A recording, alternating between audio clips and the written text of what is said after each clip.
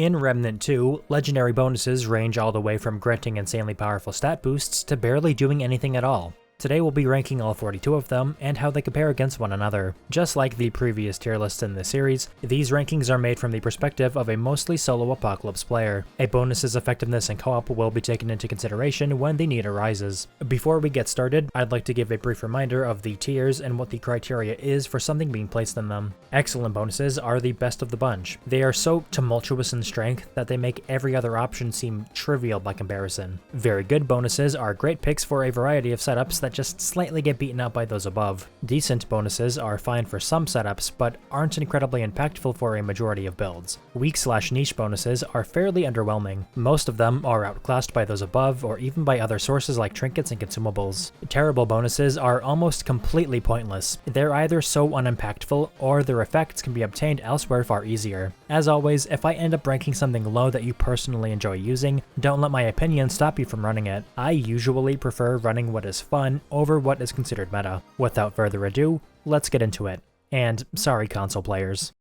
Starting off at the top of excellent, we have Sharpshooter. Increases range damage by 60%. What is there to really say about this one? Getting 1.5 extra archetypes of damage is ridiculously powerful. If your build primarily focuses on guns, this is a no-brainer pick. The difference in bossing with and without Sharpshooter is night and day. You mob and kill bosses so much faster, it honestly trivializes a lot of fights. That's a reoccurring theme with a lot of these excellent tier bonuses. They're so strong they make the game way too easy, even on Apocalypse. I really wish Gunfire added some form of extra difficulty options to balance out this newfound power that came with the Prism system, but I digress. Sharpshooter is by far one of the strongest bonuses in the game. Critical Situation. Grants 35% all critical chance within lightweight class. 35% global crit chance is almost as strong as Sharpshooter. It does require you to be lightweight, but as I've mentioned in previous lists, it's actually not that hard to gain some decent defenses in lighter armor. You could even use a combination of strong back and trinkets to drop heavy and even ultra sets to light. The only case where this bonus doesn't help is with summon setups, as they don't benefit from all crit chance sources. Besides that scenario, you can really toss this into any lightweight build and get amazing results. Steel Plating. Increases armor by 150. Out of all the defensive legendary bonuses, this is by far the best. 150 armor equates to 42.9% DR. On its own, this is already way better than Impervious, and with Bark Skin and Fortify it becomes 57.6% DR. When naked, Impervious would only give you 40% DR when combined with Bark Skin. Leidos Mark 1 with Fortify, Bark Skin, and Steel Plating gives 74.2% DR. Substituting Steel Plating for Impervious here only yields an additional 0.4% DR. There just simply isn't a reason to run Impervious over Steel Plating. If you want increased tanking potential in your build, this is the one for you. And as you'd expect, it works very well in a Daredevil's Charm setup. Brutality. All damage dealt and received is increased by 100%. At first, I had a joke about how they should have named this glass cannon, because that's effectively what you are when running the bonus. However, the damage reduction penalty isn't nearly as bad as it seems. With the right setups, you can absolutely push back into positive DR. Hell, in some cases, you can hit 50% or more. It does necessitate you to wear the heaviest armor and run some additional defensive trinkets, but the damage boost is so insanely strong it frees up your slots to reclaim your lost DR. You can simply use strong back to heavy roll with Leidos Mark II. Add on Dull Steel Ring and you'll be medium rolling. If you'd rather commit to the Glass Cannon playstyle, you can always run second chance sources like Black Cat Band, Die Hard, Bonded, Elixir of Life, or the Thane Fruits to get you back up once you inevitably get one shot. Originally, I had this bonus placed in very good tier, but after realizing the downside was actually quite manageable, I knew I had to bump it way up. Heavy Drinker. Increases concoction limit by 5. Being able to stack 5 more concoctions on top of an already loaded set via Alchemist, Beastmaster Signet, and Brewmaster's Cork is as impactful as it sounds. Funnily enough, with Brewmasters and Meat Shake, you actually are hitting over 30% DR in said setup. It's not technically a direct upgrade from Impervious in that regard, since it is taking up a neck and ring slot to achieve the DR. Like with Brewmaster's Cork and FMS, you can view the effect of this legendary bonus as the 5 concoctions you'd use with it. By this logic, it's one of the most flexible legendary bonuses. If you want to run an Alchemist Prime setup, you really can't go wrong with Heavy Drinker. Immovable, cannot be staggered while Bulwark is active. Full stagger immunity is an amazing attribute. No longer will you be stun-locked by multi-hit attacks, or knocked out of an animation by a random root hollow rolling up behind you. The activation requirement of a single Bulwark stack is so trivial you'll be hard-pressed to not find a way to proc it. Sweet Leaf alone gives a stack for 30 seconds, and the myriad of Bulwark trinkets provide ample opportunities to reap the bonus's benefit. Not being staggered means you'll always be able to revive a friend, pop a relic, use a consumable, as well as maintain DPS, lifesteal, mod power generation, etc. Now, stagger immunity doesn't protect you against tremor effects. What's a tremor effect, you may ask? Well, if you've ever had your character be hit by a move that makes them stumble around and move really slow, like the big Labyrinth Rock Elite Shockwave Slam, that's a tremor attack. They're pretty rare, but are worth bringing up in this section. Despite that, Immovable is undoubtedly one of the best utility bonus options. Power Fantasy. Increases explosive critical chance and critical damage by 30%. There are a lot of explosive damage sources in Remnant 2. Gaining a massive 30% crit chance and crit damage boost to all of them is one of the best effects you can have in an explosive build. The reason why I have Power Fantasy above Wrecking Ball is that it's actually pretty easy to attain even more explosive crit chance and damage. Volatile Cartridge has a very powerful bug involving stacking shield sources. By utilizing Shielded Heart and another easy to proc shield source like Insulator, you can gain well over 30 or even 40% extra explosive crit chance and damage from the necklace. If this bug were not a thing, I'd consider Power Fantasy and Wrecking Ball to be in the same spot. Wrecking Ball. Increases explosive critical chance by 100%. If you don't feel like investing in crit chance sources, this is your next best option for explosive builds. Not needing to worry about running additional crit trinkets makes this an exceptionally comfy pick over Power Fantasy. Probability Cord becomes a direct power boost, and since you don't need to worry about stacking critical chance, you can just pump even more raw damage into your build. As far as which one you should build, it's honestly up to personal preference. Even though I do think Power Fantasy is a little bit better than Wrecking Ball, I still prefer to run Wrecking Ball in most of my explosive builds.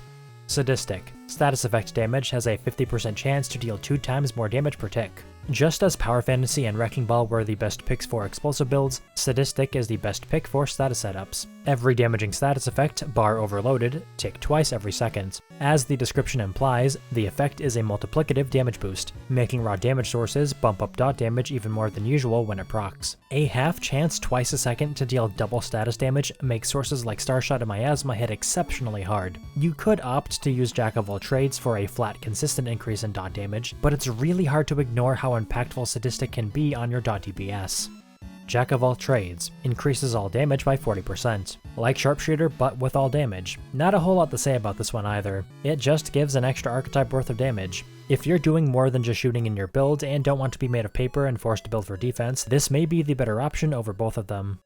Altruistic. Lifesteal applies 50% of stolen health to allies. If you are a fan of lifesteal builds, but also want to play a supportive role on your team, this bonus can be a fantastic choice. Half of your lifesteal going to your allies encourages you to stack as much as possible, which you're probably already doing if you're playing a lifesteal build. One aspect of the bonus that is not immediately evident is that the healing applied to your allies is affected by healing effective sources like Triage. If your friends have Triage leveled, they'll receive 75% of your lifesteal. If they also happen to be running Physician, they will literally receive more healing from your own lifesteal than you.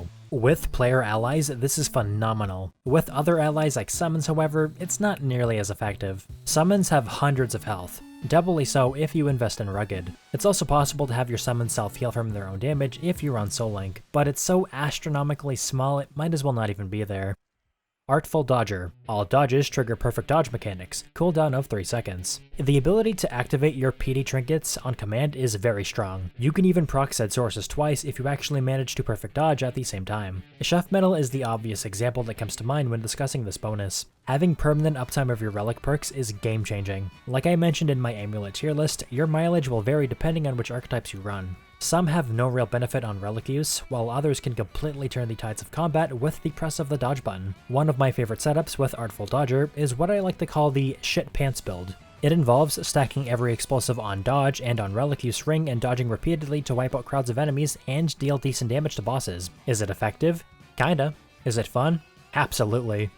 Starting off at the top of very good, we have Impervious. Reduces all incoming damage by 30%. Like I mentioned in steel plating section, this is just a worse defensive option all around. If there were some niche case where it were better to have pure DR instead of armor, this bonus would have been placed in excellent. As it stands though, it's just 30% more DR, which is still great, it's just not as good as its counterpart. Fleet-footed, increases dodge weight threshold by 100. In a similar vein as steel plating and impervious, fleet-footed is technically a defensive bonus. It allows you to light roll with any armor set. This sounds incredible on paper, but ends up being the weakest of the three due to the fact you can A. obtain an ultra heavy set worth of armor from steel plating, and B. use heavy and ultra sets with impervious while utilizing trinkets and strongback to drop weight classes. Now don't get me wrong, it is very funny to see a player in Leaders Mark 1 fast rolling around. I just think the other two are the more worthwhile options. Gigantic, grants 50 health and stamina. It's really hard to go wrong with a big boost to health and stamina. In setups where you're already hitting the DR cap, this is the better option. At the end of the day, it's up to you to decide what you want out of your defensive bonus. Gigantic is the only one of the bunch that makes your red bar bigger, and bigger red bar make brain go burr. I would also put something here about it helping with DR ignoring attacks, but as it turns out, there pretty much aren't any left. Seems that the boss damage page on the toolkit side is, outdated. Why? Why, Vosh? I trusted you. Why? Unbridled. Reduces all skill cooldowns by half. The ultimate skill spam tool. While not really necessary with the likes of Invoker Prime, Short Circuit, Sapphire Dreamstone, etc., it's still a very impactful bonus to run in a skill spam build. For those unaware, the halving of skill cooldowns is multiplicative with the skill cooldown reduction cap, meaning the shortest natural cooldown you can achieve on skills is 10%. When you add on sources that reduce skill cooldown actively from the base value, you can very easily infinitely spam skills like Quick Draw, War Stomp, and Way of Kayula. When it comes to active skills though, you can probably just run the basic skill cooldown sources. If all else fails, there's always Devloop. Hyperactive, increases haste effectiveness by 100%. Being able to push 20% increased action speed with haste feels amazing. While I would still consider it to be beaten out by the excellent tier damage bonuses, I cannot deny it is very fun to play with. Doing literally everything 20% faster is a comfort everyone should try at least once if given the opportunity. This bonus's existence makes me wish Gunfire added more trinkets that interacted with haste. If you are a fan of haste, I can't recommend this one enough. Master Killer, multiplies weak spot damage by 1.35 times. Out of all the damage boosting bonuses, this is by far the weakest option. Like with weak spot trinkets in the necklace slot, the only cases where this beats out the rest is where you have a perfectly rolled prism with a healthy amount of raw damage and weak spot boosting sources. From my testing with the Widowmaker, at the upper echelon of build efficacy, it can hit for around 400 more damage per weak spot hit, but like its weak spot boosting necklace relatives, you'd be better off 9 times out of 10 just running flat damage, especially in the many cases where you miss a weak spot. If you are a literal god, then by all means pick this one up. Otherwise, just stick with the others. Prime Time, enables Prime Perk for secondary archetype. This bonus has the potential to be incredibly impactful. Just like Heavy Drinker, its effect is only as good as the one you slot in. As we all know, some Prime Perks are better than others. Like, no one's gonna run Prime Time so they can have Lucky from Explorer in their second slot. There are plenty of good combinations though, which keeps this bonus from being placed in decent tier. Physician, increases healing effectiveness by 100%. The crown jewel of a modern medic mains kit. It's pretty obvious why you'd want this if you're going for a support setup, although it can be a little superfluous. There are tons of ways to heal your teammates in R2, many of which do perfectly fine with just triage. This leads to Physician being pretty overkill in many situations. That being said, if you have lesser experienced teammates that could really benefit from you having the increased healing effectiveness, by all means go for it. I just think it's better to bring up other weaker elements of your build rather than further buff what you're already good at.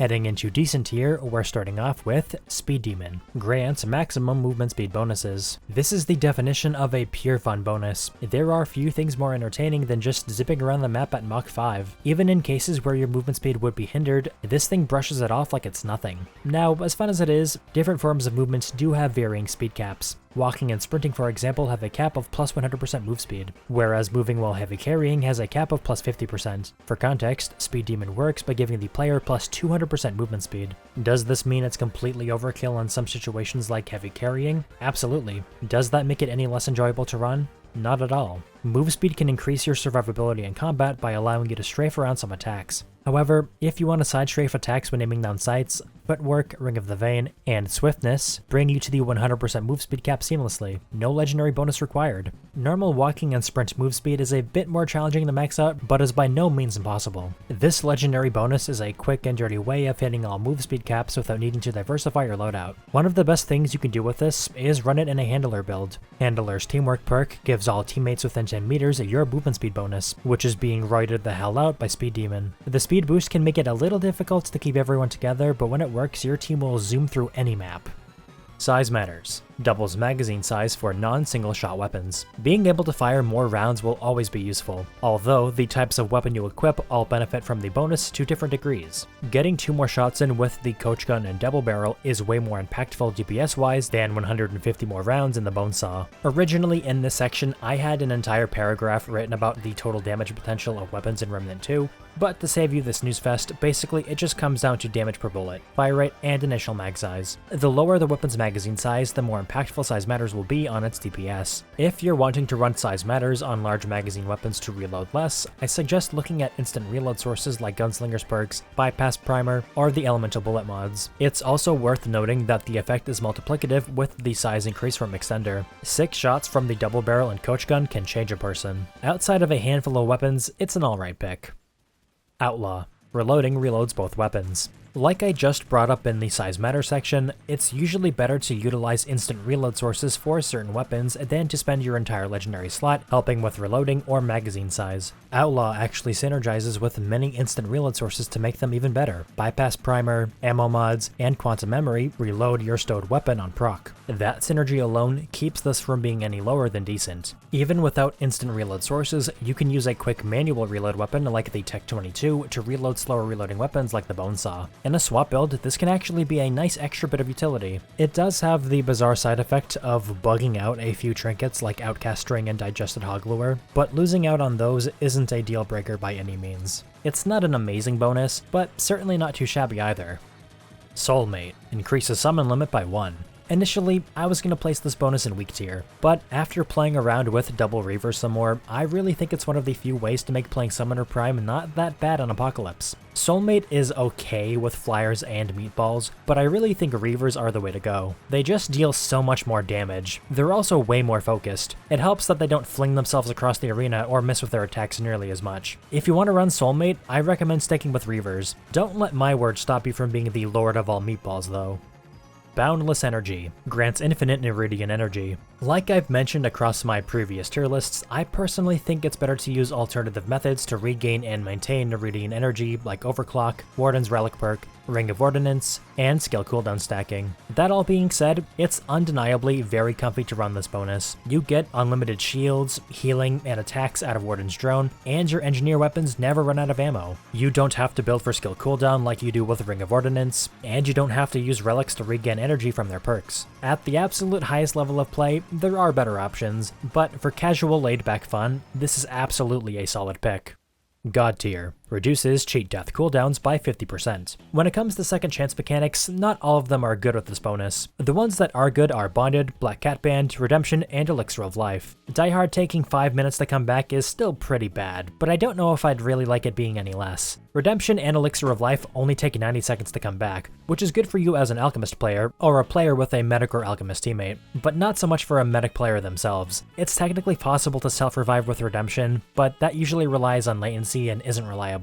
Black Cat Band and Bonded, however, work wonderfully with the bonus. Bonded having a 45-second cooldown makes you a fantastic survivalist and support player. By the time Die Hard comes off cooldown with God tier, Bonded could have been procced 6 times. Granted, Bonded does consume a relic charge every time it's used, however, the point still stands, it's a far more reliable second chance source with God tier. Black Cat Band isn't far off either, with its 1 minute cooldown. Considering it also makes you invincible for 1.5 seconds and grants a good movement speed bonus afterwards, this might be the better option in some players' eyes. Bodyguard. Cannot be one-shot while at max health capacity. One-shot protection is pretty nice. Funnily enough, it's actually one of the few things in this game that encourages you to have less max health. The less max health you have, the easier it'll be for flat healing sources to max you out, leading to more frequent one-shot protection. On average, I believe it's better to protect all your health evenly, rather than invest in being more protected at max or half health, especially with the other options we have in the bonus slot. You could be immune to one-shots at max health, or you could increase your effective health to be 5 times that of your base health with the right setup. It's not bad, but with how the balance has changed over the game's lifespan, it's far more effective to build towards DR stacking. Starting off with weak/niche, we have Defense Measures. Increases shield maximum by 100%. I've just now realized I've been calling this bonus Defensive Measures for the past few videos. Defense Measures is ultimately an unnecessary upgrade to shields. On paper, it sounds really good. Shields increase your effective health by up to 100% more. How could this be a weak bonus? It's all about the numbers and sources. Shields are an easy to acquire resource. However, acquiring a full 100% shield requires stacking multiple sources or using a singular full shield source like Shielded Heart or Healing Shield. If you want to achieve the new max of 200% shield with defense measures, you'll have to lean harder into shield stacking. Eventually, you just reach a point where you start asking, is this really worth it? With DR ignoring attacks being pretty much non-existent nowadays, what's the point of trying to stack shields that high anymore? Most shield sources are refreshable and receive your total damage reduction, meaning you can just as easily replenish what you lose when you need to, without needing to go crazy and stack a dozen sources of it. With every other defensive bonus option being as easily abusable as they are, you'd be doing yourself a disservice to run this one over them.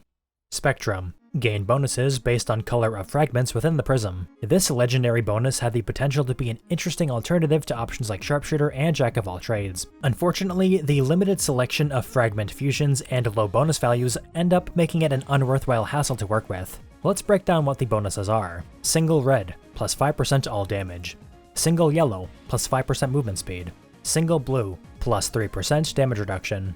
Double red, plus 10% all damage. Double yellow, plus 10% movement speed. Double blue, plus 6% damage reduction. Red yellow, plus 5% crit damage. Red blue, plus 10 armor. Yellow blue, plus 5% healing effectiveness. This bonus can technically be a better version of Jack of all trades, but it requires you to run all 4 existing double red combos, and you might not really want fighter or wizard for your build. The other values really aren't that impressive either. There's no reason to full stack a single color when there are other legendary bonuses out there that do what they do but better. All red, Jack of all trades with individual prism slot freedom. All yellow, speed demon. All blue, impervious and steel plating. Red blue, steel plating. Yellow blue, position. Red yellow, critical situation, wrecking ball, and power fantasy. There just really isn't any point to run this bonus when all the values are so low. Some stats should probably be changed completely if I'm being honest. It's not the worst, but it really isn't that good either. Reverberation increases stamina recovery by 200 per second. This bonus and the one up next both suffer from just being unnecessary. In base Remnant 2, we already have plenty of tools for achieving faster stamina regen and even unlimited stamina. Having not 1, not 2, but 3 legendary bonuses involving stamina is too many. Reverberation only slightly beats out peak conditioning since there are a few really powerful trinkets that want you to consume stamina. That and peak conditioning gets BTFO'd by a singular ring. Peak Conditioning grants infinite stamina. If you've watched my channel before, you know how much I despise the ring that shall not be named. Running gag aside, we already have multiple methods of achieving near unlimited and unlimited stamina in Remnant 2. Don't get me wrong, having infinite dodge rolls, charged melee attacks, and sprint power is incredibly strong. It's just wasted taking up a legendary slot when the competition is as fierce as it is. Insult to injury. Applying any negative status effect applies exposed. Just as we have trinkets to achieve unlimited stamina, we also have trinkets to apply exposed. While a free 15% bonus damage and exposed trinket synergy is definitely appreciated, all 3 necklaces are perfectly capable of holding their own. Maybe if this doubled the effectiveness of exposed, like Hyperactive does for haste, it'd be worth it. As it stands, we really didn't need another way of applying exposed, especially with no other benefit. Power Trip doubles mod charges. In a world with a leaking gemstone and reaction chain, Power Trip and another bonus we'll get to shortly both fall flat at being impactful mod build options. If you want increased active mod uptime, run leaking gemstone. If you want to spam mods like Explosive Shot and Void Light, run reaction chain. Having double mod charges lets you build up more, but you could have just started blasting your mod as soon as you hit the original cap. Hell, if you had overpowered, you could have reached the base cap faster. The only reason why I think it slightly edges out overpowered is that having having an immediate second use of select mods like the elemental bullet mods or some boss weapon mods can absolutely save time in fights and help maintain your top DPS for a bit. If I'm being totally honest, Power Trip and Overpowered should have been a single legendary bonus. I'd still personally run Jack of all trades or the explosive crit bonuses instead, but I could see players choosing to run it if it gave both effects. Overpowered increases mod generation by 50%. Pretty ironic that the bonus called OP is in the weak tier. Like I mentioned in the last section, this bonus could actually be better than Power Trip depending on what weapon mods you run. It's really unfortunate that in the same update that added Power Trip and Overpowered, Reaction Chain, one of the strongest necklaces in the game, was also added. Perhaps some of you out there really like the bonus mod power generation. I just prefer the other actually overpowered options we have at our disposal. Full-Hearted increases relic charges by 100%. While having double relic charges might seem nice on paper, like the last two bonuses, its existence was made obsolete in the same update it was added. Redeemer alone makes this effect pointless, as it doubles your relic charges by just equipping it, or grants unlimited charges by running Shuff Metal. Not to mention, Medic already has a built-in relic recharge mechanic. Several trinket combinations also provide infinite relic charges. If you're struggling to beat encounters with 10 relic charges, it's probably worth reevaluating your build. Physician would be a far better alternative, as it improves not only your relics healing, but the healing of the rest of your build as well. Like pretty much every other legendary bonus in this tier, this one is just unnecessary. Unbreakable. Gray health could not be removed. If you're playing a gray health build, it can really suck losing all of it to a single hit. Even so, I fail to see why you would spend your precious legendary bonus slot protecting your gray health and nothing else. As it stands, we already have tools to help protect our gray health: Medic's Backbone, Numbing Agent, and Hangman's Noose. We also have Ring of Phantom Pain to convert missing health into gray health, which can then be healed by Rally Band and bandages. Gray health builds can be very powerful. They can also hold their own without the need of a legendary bonus.